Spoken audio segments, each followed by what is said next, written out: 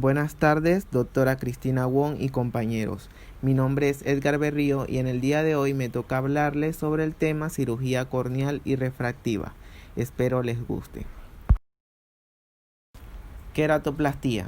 La queratoplastía o trasplante corneal es una operación en la que el tejido corneal anormal del huésped se reemplaza por tejido corneal sano de un donante. Un trasplante corneal puede consistir en una queratoplastía de grosor parcial, lamelar anterior o posterior o de grosor completo, penetrante. Indicaciones generales. La queratoplastía óptica suele tener como objetivo mejorar la visión. Las indicaciones importantes son la queratopatía bullosa pseudofáquica, el queratocono, las distrofias, las degeneraciones corneales y las cicatrices. El injerto tectónico puede llevarse a cabo para la restauración o conservación de la integridad corneal en los ojos con cambios estructurales graves, como adelgazamiento grave con descementocele. El trasplante terapéutico de la córnea consiste en la eliminación del tejido corneal infectado en los ojos que no responden al tratamiento antimicrobiano. El injerto estético se realiza para la mejoría del aspecto del ojo, pero con una indicación infrecuente. Tejido del donante. El tejido del donante debe retirarse en las primeras 12 o 24 horas después de la muerte. Las córneas de niños pequeños hasta 3 años de edad se utilizan solo muy ocasionalmente, incluso en trasplantes pediátricos porque se asocian con problemas de rechazo quirúrgicos y refractivos.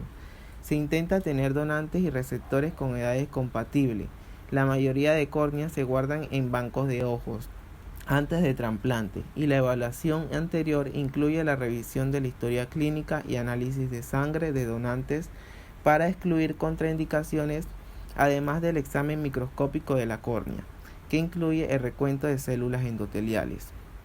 A continuación, se enumeran las contraindicaciones de las donaciones de tejido ocular, aunque varían entre países y lista no es exhaustiva. Muertes de causas desconocidas. Ciertas infecciones sistémicas como virus de la inmunodeficiencia humana, VIH, hepatitis vírica, sífilis, rubiola congénita, tuberculosis septicemia y malaria activa. Conducta con alto riesgo de VIH y hepatitis, como relaciones sexuales con individuos positivos al VIH, relaciones homosexuales entre hombres, consumo de drogas por vía parenteral y prostitución. La mayoría de neoplasias malignas y hematológicas, enfermedades ocular como inflamación y enfermedad que probablemente altera el pronóstico de injerto, algunos tumores oculares malignos, por ejemplo retinoblastoma y cirugía refractiva corneal. Factores pronósticos del receptor. Los siguientes factores del huésped pueden afectar de forma adversa al pronóstico de un injerto corneal y por tanto, si es posible, deben corregirse antes de la cirugía en general. Los casos más favorables son queratocono, cicatrices localizadas y distrofias, vascularización grave de la estroma, ausencia de sensibilidad corneal, adelgazamiento extremo en la unión propuesta entre el huésped y el injerto e inflamación corneal activa, alteraciones de los párpados como blefaritis, ectropion, entropion y triquiasis. Deben tratarse antes de la cirugía. Formas recurrentes o progresivas de inflamación conjuntival, como la conjuntivitis atópica y el pemfigoide cicatrizal ocular. Disfunciones de la película lagrimal, sinequias anteriores, glaucoma no controlado y uveitis. Queratoplastía penetrante. Consiste en cambiar el espesor completo de la córnea por la córnea de un donante. Es el tipo de trasplante de córnea más habitual. Entre las indicaciones se incluyen enfermedad que afecta a todas las capas de la córnea.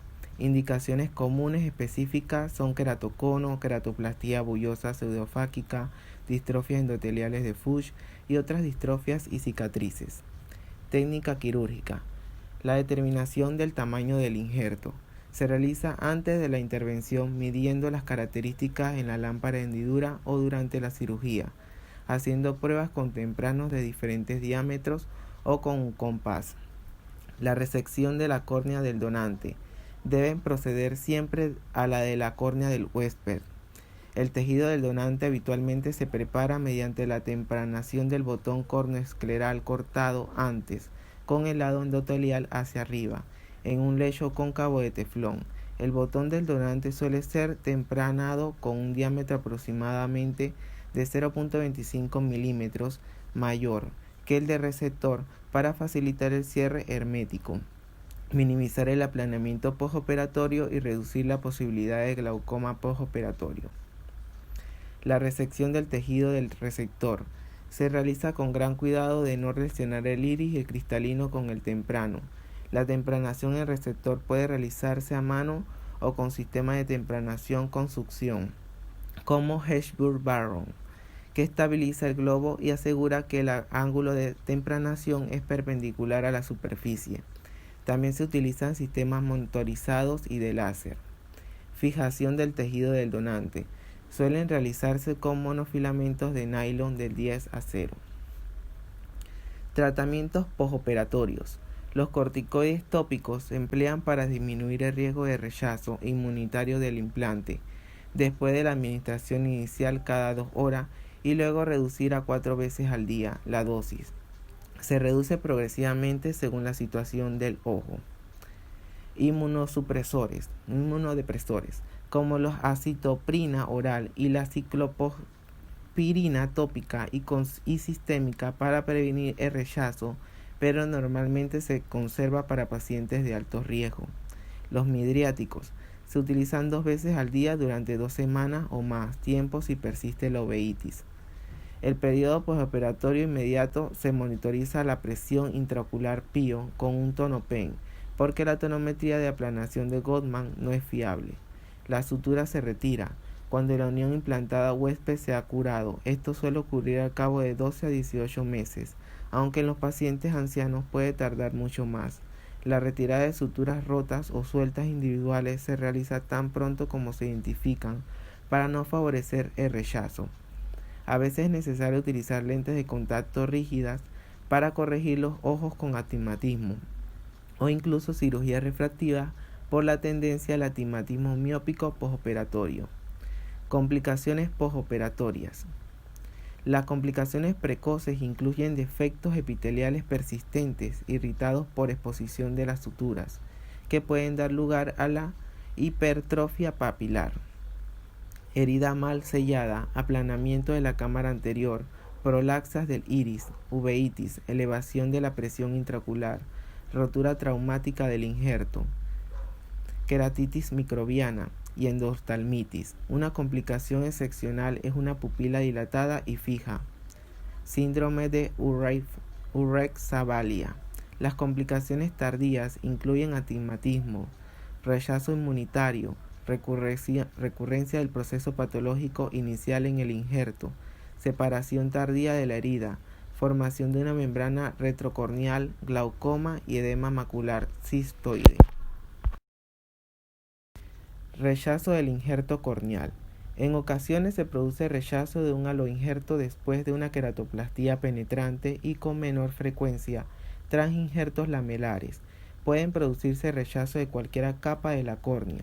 El rechazo endotelial es el más frecuente y más grave, ya que produce una pérdida grave de las células endoteliales y descompensación. Los rechazos estromal y epitelial son menos frecuentes y responden rápidamente al tratamiento con corticoides tópicos, con pocas consecuencias a largo plazo. A veces coexisten elementos de los diferentes tipos de rechazo. También pueden producirse un fallo tardío del injerto por descompensación, aunque el rechazo es un factor contribuyente común. Patogenia. La córnea normal es inmunitariamente privilegiada por múltiples factores, como la ausencia de vasos sanguíneos y linfáticos y la presencia de un número relativamente bajo de células preceptadoras de antígeno. Este privilegio puede perderse por inflamación y neovascularización, de forma que se produce un rechazo. Otros factores predisponentes importantes de rechazo incluyen injertos excéntricos o más grandes, más de 8 milímetros de diámetro, infecciones especialmente herpéticas, glaucomas y queratoplastías previa. Si el huésped se sensibiliza a antígenos de histocompatibilidad menores o mayores presentes en el donante, se desarrolla una reacción de hipersensibilidad de tipo 4 en la córnea frente al injerto y se produce un rechazo con un posible fracaso de injerto. Las células preceptadoras pueden ser responsables de iniciar este proceso. Síntomas. Los síntomas de rechazo del injerto incluyen visión borrosa, enrojecimiento, fotofobia, dolor sordo, pericular y con frecuencia arenilla. Sin embargo, muchos casos son asintomáticos hasta que el rechazo está bien establecido. El momento de producirse es muy variable, de días a años después del injerto. Los signos varían según el tipo de injerto. Los siguientes descripciones se aplican principalmente a la queratoplastia penetrante. La inyección ciliar y la uveitis anterior son manifestaciones precoces. El rechazo epitelial puede ir acompañado de una línea elevada de epitelio anormal, en un ojo calmado o levemente inflamado, que se produce a los 3 meses de promedio. A veces no es necesario aumentar el tratamiento. El rechazo subepitelial consiste en infiltrados subepiteliales similares a una infección adenovírica, manchas de Cragmers, en la córnea del donante, con edema más profundo e infiltrados opacos. El rechazo estromal se caracteriza por una turbidez más profunda, es crónica o hiperaguda, el último asociado a rechazos endotelial. El rechazo endotelial se caracteriza por un patrón lineal de precipitados queráticos, línea de Cordaux, asociado con unas áreas de inflamación en el borde del injerto. El edema estromal es indicativo de un fracaso endotelial. Tratamiento. El tratamiento precoz es fundamental, ya que mejora en gran medida la posibilidad de revertir el episodio de rechazo. El tratamiento más agresivo se suele requerir para el rechazo endotelial, seguido en orden de gravedad por el estromal subepitelial y epitelial. Los corticoides tópicos sin conservantes cada hora durante 24 horas son la base del tratamiento. La frecuencia se reduce gradualmente en varias semanas. Se utiliza una pomada de corticoides al acostarse a medida que se produce el régimen. En los pacientes de alto riesgo debe mantenerse la dosis tópica mayor tolerada. Ciclopégicos tópicos, como atropina al 1%, 1 o 2 veces al día. Si la inflamación es leve, se utiliza un fármaco más suave. Ciclosporina tópica al 0.05 y el 2% suelen ser beneficiosas. Los corticoides sistémicos ayudan a revertir el rechazo y prevenir nuevos episodios, pero solo si se administran en los 8 días siguientes al inicio del rechazo. El diagnóstico diferencial incluye fracaso del injerto, sin inflamación, queratitis infecciosas por hongos y herpes, uveitis, reacciones a la sutura estéril, aumento de la presión intraocular y crecimiento epitelial. Queratoplastia lamelar superficial. Se trata de reemplazar la parte del tejido corneal dañado y no la córnea completa. Se trata de una excisión del epitelio y del estroma, de tal manera que el endotelio y la parte del estroma posterior se conservan. Este tipo de procedimiento es menos invasivo que el anterior y suele presentar menos complicaciones, así como una mejor y más rápida postoperatorio. Indicaciones: opacidades que afectan al tercio superficial de la córnea, traumatismos, infecciones, distrofias, adelgazamiento periférico enterillo recurrente, degeneraciones de Terrien, dermoides limbares y otros tumores, adelgazamiento localizado o formación del cementocele. La técnica es similar a la queratoplastia penetrante, salvo por el hecho de que solo se trasplanta córnea de grosor parcial. Queratoplastia lamelar anterior profunda. La queratoplastia lamelar anterior profunda es una técnica relativamente nueva en la que una opacidad o una estasia es eliminada hasta un nivel próximo a la membrana de Descemet. La ventaja teórica es el menor riesgo de rechazo porque no se trasplanta el endotelio, la principal causa del mismo.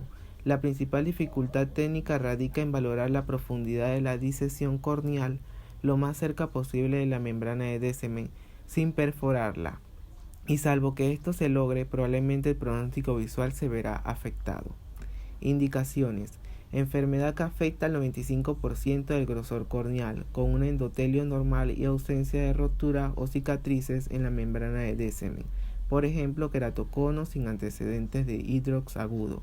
Enfermedad inflamatoria crónica con una queratoconjuntivitis atópica, que se asocia a un mayor riesgo de rechazo del trasplante. Ventajas: no hay riesgo de rechazo endotelial, aunque puede producirse rechazo epitelial subepitelial estromal. Menos astigmatismo y un globo ocular estructuralmente más fuerte en comparación con la queratoplastía penetrante. Aumento de la disponibilidad del material del trasplante, ya que la calidad de endotelio no es relevante. Inconvenientes: técnica difícil y lenta, con un riesgo elevado de perforación, especialmente en los pacientes más ancianos. Una irregularidad en las interfaces puede limitar la mejor agudeza visual final. El abordaje postoperatorio es similar al de la queratoplastía penetrante, excepto que se necesita corticoides tópicos en menor intensidad y la sutura se puede retirar habitualmente al cabo de 6 meses.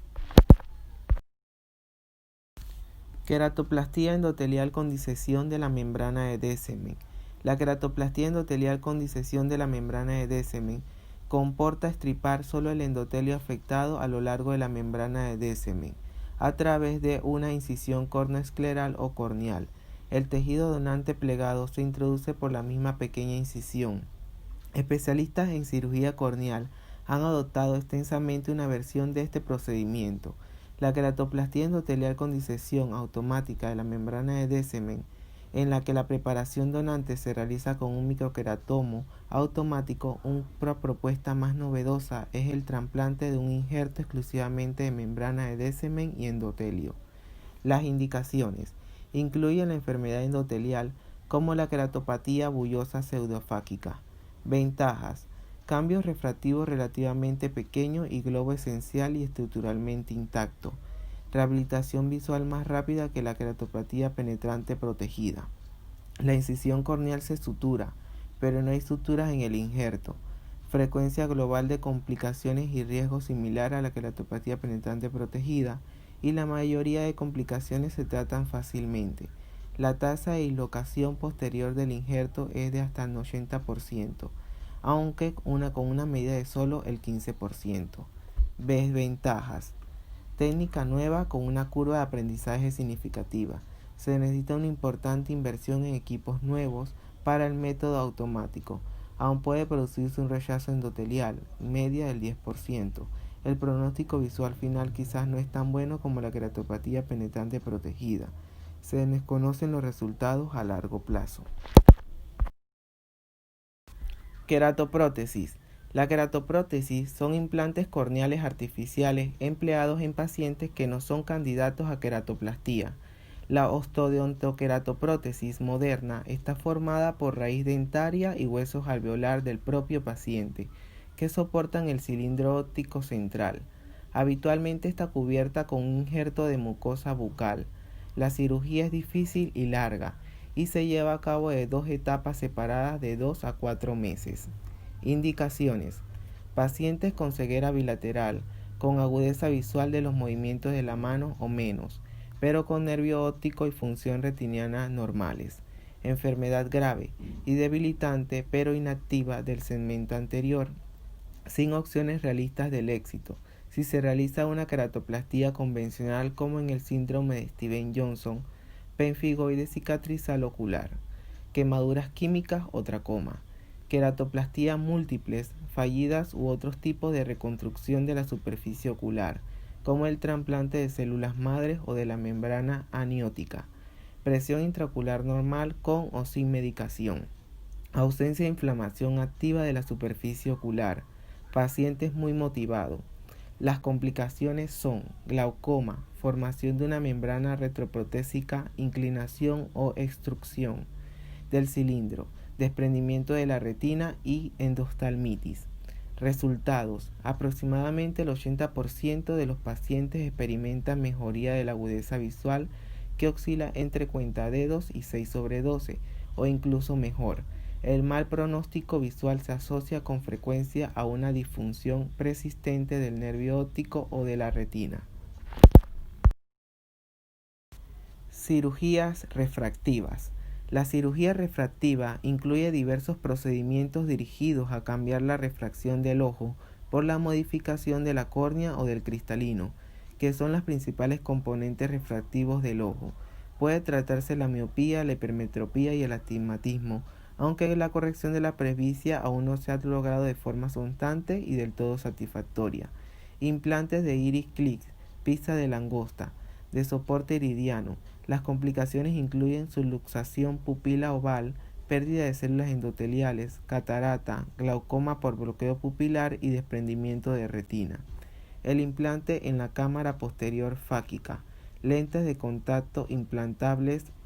Se inserta por detrás del iris y por delante del cristalino y apoyada en el surco ciliar. La lente está compuesta por material derivado del colágeno con una potencia de menos 3 dioptrías a menos 20.50 dioptrías. Los resultados visuales son prometedores, pero el procedimiento puede asociarse a uveitis, glaucoma por bloqueo pupilar, pérdida de células endoteliales, formación de cataratas y desprendimiento de retina.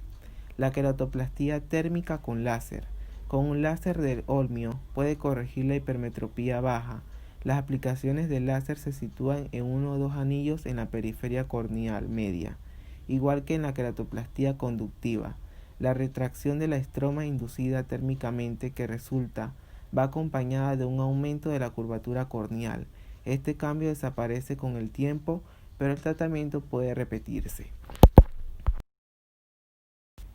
Queratoctomía radial. La queratoctomía radial fue el primer tipo de cirugía refractiva que se introdujo en América del Norte. En muchos casos se realizaron cirugías tipo LASIK para tratar de deshacer el daño causado por los procedimientos conocidos como el RK. Desafortunadamente, las combinaciones de estas dos cirugías perjudicó a millones de ojos permanentemente, lo que hizo que estos pacientes requieran trasplantes de córnea o el uso de lentes de contacto esclerales. La cirugía RK es un procedimiento en el cual el cirujano hace pequeñas incisiones profundas en la córnea para tratar de reducir la miopía y el astigmatismo. Lamentablemente, los resultados a largo plazo no son prometedores. Muchos pacientes que se han sometido a cirugía RK manifiestan severas complicaciones a largo plazo y las opciones como los anteojos o los lentes de contacto convencionales no les funcionan. Además, muchos de estos pacientes presentan molestias y tienen dolores oculares significativos. Muchos de estos pacientes sufren de córneas debilitados. Las incisiones de RK nunca recuperan toda su fuerza y la córnea pueden debilitarse de por vida. El riesgo de cada paciente depende del número, la longitud y la profundidad de las incisiones. Para cada caso individual, en general, cuanto mayor es la miopía original, más débil se convierte la córnea. Ojo seco agudo. Riesgo de ruptura. Los pacientes con RK necesitan protegerse contra la ruptura de ojo más que los pacientes que no han tenido cirugía RK. La ruptura puede ser el resultado de un trauma durante el desempeño de algún deporte de alto contacto, como el boxeo, el tenis, etc. Los pacientes también deben tener cuidado con las uñas de las manos, la rama de los árboles y frotamiento de los ojos. Esto puede reabrirse incisiones que conducen a infección y astigmatismo irregular. Se debe usar gafas protectoras para cada actividad o mejor aún se debe evitar en su totalidad. Pérdida de la mejor agudeza visual corregida, visión inestable y fluctuante, visión doble o triple, resplandores, luminosidad y disminución de la visión interiores y visión nocturna, infecciones oculares recurrentes, como traumatismo e irritantes. Existen el riesgo de que los vasos sanguíneos crezcan en las incisiones hechas por la cirugía RK, lo que eventualmente puede llevar a la pérdida de la córnea. Para evitar que esto suceda, uno debe proteger la córnea de incluso pequeños traumas, como frotarse los ojos. Las incisiones son propensas a la infección de por vida, debido a la cicatrización incompleta y áreas abiertas donde las bacterias se pueden acumular fácilmente. Depresión severa y en algunos casos pensamiento de suicidio. Queratectomía fotorrefractiva. La queratectomía fotorrefractiva, PRK, se realiza con láser excimer, que puede eliminar con precisión el tejido corneal hasta una profundidad exacta con una mínima alteración del tejido circundante. En el tratamiento de la miopía se elimina la superficie corneal anterior de forma que queda aplanada, aproximadamente 10 milímetros de ablación corregida, una dioptría de miopía. Para tratar la hipermetropía, la ablación debe hacerse en la periferia, de forma que el centro queda más curvo. La PRK puede corregir una miopía de hasta 6 dioptrías, un astigmatismo de hasta 3 dioptrías y una hipermetropía baja. Técnica. Se marca el eje visual y se elimina el epitelio corneal. El paciente fija la mirada en el haz que apunta desde el láser. Se aplica el láser para cortar solo la capa de Brodmann y la estroma anterior. Esto puede requerir 30-60 segundos. La córnea suele curar en 48-72 horas con una lente de contacto de vendaje. Siempre se forma una turbidez subepitelial en 2 semanas y persiste durante unos 6 meses. Esto raramente disminuye la agudeza visual, pero puede producir deslumbramiento nocturno. Las complicaciones incluyen defectos epiteliales de curación lenta, opacidades difusas y halos corneales, mala visión nocturna y regresión de la corrección refractiva. Los problemas poco frecuentes son ablación descentrada, cicatriz opaca, curación epitelial anormal, astigmatismo irregular, hipoestesia, infiltrados estériles, infección y necrosis corneal aguda. Queratomileusis epitelial con láser. La queratomileusis epitelial con láser, LASET, es una adaptación de la PRK. En la LASET, el epitelio primero se desprende y separa. Se aplica el láser y luego se recoloca el colgajo. Se asocia con menor dolor y una recuperación visual más rápida que en la PRK. El LASET funciona bien con correcciones bajas y en pacientes no adecuados para LASIK, con los que tienen córneas muy finas. La técnica es la siguiente: aplicación de alcohol al 20% durante 30 o 40 segundos para separar el epitelio de la membrana basal. Se aplica el láser, la capa epitelial se recoloca. La visión funcional suele conseguirse en 4 o 7 días y el procedimiento tiene un riesgo bajo de complicaciones graves en comparación con la LASIK. La principal desventaja es la curación epitelial variable con dolor postoperatorio y previsible. Los riesgos más comunes de PRK y la LASET serían los ACES. El ACES son cicatrices corneales, una complicación muy común tras la PRK o la LASET del 2 al 4%. La escala para evaluar el ACE tras esta cirugía va desde 0, claridad normal, hasta +4, densidad opacidad corneal, que oscurece completamente los destellos del iris y afecta la refracción, y por tanto interfieren con la retinoscopía.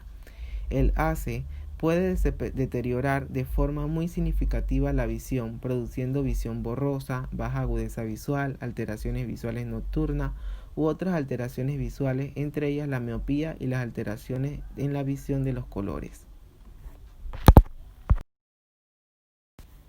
Queratomileusis in situ con láser LASIK. La queratomileusis in situ con láser LASIK es un procedimiento refractivo realizado muy frecuentemente.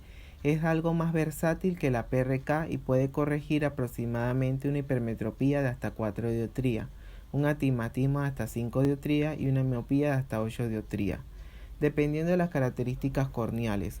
Para disminuir el riesgo de estasia subsiguiente, debe conservarse una base corneal residual de hasta menos 250 de m de grosor después del corte del colgajo y la ablación del tejido.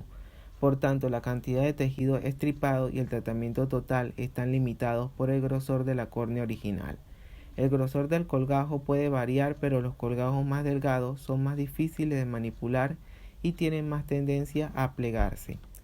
Técnica.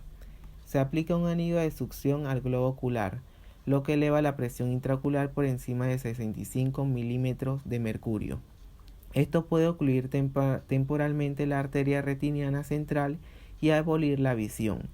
El anillo se centra sobre la córnea y proporciona un camino de guía en el que se inserta un microqueratotomo automatizado. Ahora, un método más común y seguro es utilizar un tipo diferente de láser femtosegundo para crear el colgajo corneal. El queratotomo se hace avanzar mecánicamente por la córnea para crear un colgajo muy fino que mantiene una unión periférica. Se libera la succión y el lecho del colgajo se trata con láser excimer como en la PRK. El colgajo se vuelve a colocar en su sitio y se deja sin manipular durante 30 segundos. En comparación con el láser, el procedimiento tiene la ventaja de una mínima incomodidad, rehabilitación visual más rápida, estabilización rápida de la refracción y mínima neblina estromal. Las complicaciones quirúrgicas son orificios en botón, amputación del colgajo, creación de colgajos incompletos o irregulares y excepcionalmente perforación corneal. Complicaciones posoperatorias. La inestabilidad lagrimal es casi universal y puede requerir tratamiento. Pliegues, distorsión o descoloración del colgajo, neblina subepitelial, con deslumbramiento resultante, especialmente por la noche. Los defectos epiteliales pueden predisponer al crecimiento epitelial en la interfase. Puede desarrollarse una queratitis lamelar difusa, arenas del Sahara, de 1 a 7 días después de la LASIK. Se caracteriza por depósitos granulares en la interfase del colgajo. El tratamiento se realiza con antibióticos y corticoides tópicos intensivos. La queratitis bacteriana es infrecuente. La gestasia es una complicación reconocida. Los principales factores de riesgo son de forma fruste, oculto leve, de queratoconos y grosor corneal postablación bajo. La acción terapéutica incluye injertos corneal, implantes intraestromales y entrecruzamiento del colágeno. SMILE. La extracción lenticular por incisión pequeña SMILE es un tipo más nuevo de cirugía refractiva con láser. En este tipo de cirugía se utiliza un láser para tratar la miopía, dificultad para ver de lejos y astigmatismo, visión distorsionada. Cuando se somete a una cirugía SMILE, su oftalmólogo utiliza un láser para cambiar la forma de la córnea. Esto mejora la manera en que los rayos de luz se enfocan sobre la retina. El objetivo de la SMILE es corregir la miopía, astigmatismo o ambos, para mejorar la visión. La SMILE puede disminuir la necesidad de usar anteojos o lentes de contacto. En algunos casos incluso puede permitir prescindir de ellos completamente. Si tiene un estilo de vida o trabajo activo, la SMILE puede ser una mejor opción para usted que el LASIK o procedimientos similares. Esto se debe a que la SMILE no consiste en cortar una solapa en la córnea, como en el LASIK. Si lleva una vida muy activa, la solapa corneal podría desplazarse accidentalmente y causarle problemas. Para someterse a una SMILE debe cumplir con algunos requisitos. Estos son algunos. Debe tener 22 años de edad o más. No debe haber cambiado su receta de lentes en el último año. Debe tener miopía entre -1 y -10 dioptrías y hasta 3 dioptrías de astigmatismo. Debe tener córneas saludables y debe tener una salud ocular buena en general. Debe tener expectativas realistas sobre lo que la SMILE puede lograr y no puede lograr para usted. Durante la SMILE, el procedimiento, por lo general, toma aproximadamente de 10 a 15 minutos. Consiste en lo siguiente: se programa el láser con medidas específicas de su ojo. Se le adormece el ojo con gotas para los ojos. Su cirujano de ojos le coloca un sostenedor del párpado para impedir que parpadee. Se le coloca un anillo de succión que eleva y aplana la córnea y ayuda a que no se mueva el ojo. El láser esculpe una porción de la córnea en forma de disco por debajo de la superficie del ojo. Esa es la lentícula que se da nombre a la cirugía. Luego el láser hace una pequeña incisión en la córnea. Esto le da al cirujano acceso al disco que forma el láser. El tratamiento completo con láser toma aproximadamente 30 segundos. El cirujano extrae la porción de la córnea en forma de disco a través de la incisión. Esto modifica la forma de la córnea. Como en cualquier cirugía, la SMILE conlleva el riesgo de problemas o complicaciones que deben tener en cuenta. Por ejemplo, deslumbramiento y halos alrededor de las luces, especialmente de noche. Escombros en el lugar donde se removió el disco corneal. Inflamación en el área tratada. Infección. Repetición del tratamiento que se debe realizar con el PRK superficial. Además, con la SMILE su visión puede terminar siendo hipocorregida o sobrecorregida. Estos problemas pueden mejorar con anteojos, lentes de contacto u otra cirugía con láser. La mayoría de las complicaciones pueden tratarse sin que se haya ninguna pérdida de visión. Sin embargo, puede sufrir problemas muy poco frecuentes como peor visión que antes de la SMILE, incluso con anteojos o lentes de contacto, llamada pérdida de visión mejor corregida y ceguera. Gracias por su atención.